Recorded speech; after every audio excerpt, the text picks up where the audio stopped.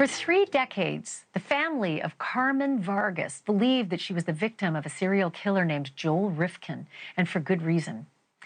In May of 1994, 31 years ago this month, Joel the Ripper, as some people called him, was convicted of murdering 9 women, though he claimed to have killed as many as 17. His victims were found in and around New York City, including Long Island, not far from where Carmen's remains were found in the town of Freeport. But when Rifkin was asked directly whether Carmen Vargas was one of his 17 victims, he was emphatic. No. And her family just couldn't understand why he wouldn't cop to it, because the pieces all seemed to fit so nicely. But then, in the summer of 2023, news broke that shook Carmen's family to the core.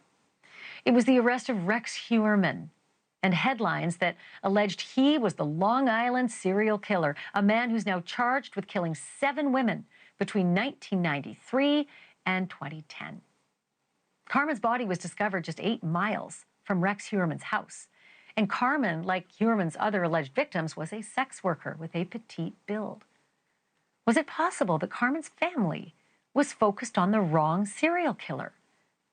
And if Rex Heuermann is guilty of any of these killings, did the killing spree start much earlier than investigators have thought? Here's more on that from our NewsNation affiliate, WPIX. It's bothering me. Like, I don't eat. Felicita Figueroa was the last person to see her Aunt Carmen alive when the 29-year-old woman got into some kind of truck at the corner of 106th Street and Lexington Avenue in the summer of 1989. She got in a dark car. Like, I was only 12 years old, so I couldn't really see, but I could tell it was a white man, and I seen, like, glasses. On September 11, 1989, a motorist discovered the body of Carmen Vargas, clad in a tube-top miniskirt and tied at the ankles, south of Merrick Road on the Meadowbrook. She had a rope and towel around her neck, but wasn't identified for 3 years. Always, for me, location is the most important factor. It's far more important than MO. This online writer, who publishes a regular column called Murder Incorporated, using a pseudonym, said Heuermann had ties to Freeport, and also noted that the Meadowbrook Parkway leads to Jones Beach, where Heuermann was a seasonal worker in the 80s. The accused Gilgo killer lived 8 miles from where Vargas was discovered. Her family gave dental records to a Nassau detective in 1992. She's missing 1, 2, 3 teeth.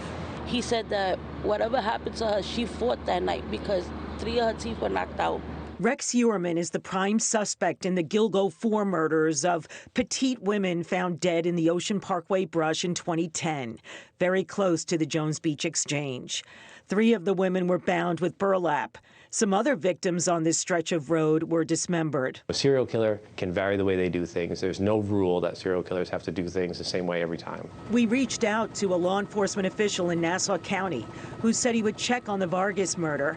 We also asked Suffolk County District Attorney Ray Tierney if his office had been receiving tips about women left near parkways since Heuermann's arrest. We received tips on, in all cases at all times, but we maintain the confidentiality of the investigation. Carmen Vargas's niece said serial killer Joel Rifkin was interviewed in 1993 about the murder, but he refused to take responsibility after confessing to killing many other women. Joel Rifkin said, "That's not me, that's not my work, that's not my victim."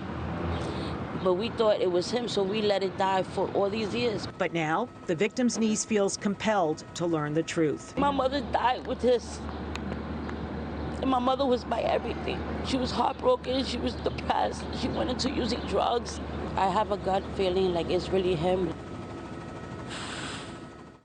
Our thanks to WPIX for that. Police are still investigating any possible connections between Carmen Vargas and Rex Heuermann, who, by the way, is still awaiting trial at Riverhead Correctional Facility in Suffolk County, New York, while Joel Rifkin is serving a 203-year sentence at the Clinton Correctional Facility in Dannemora, New York.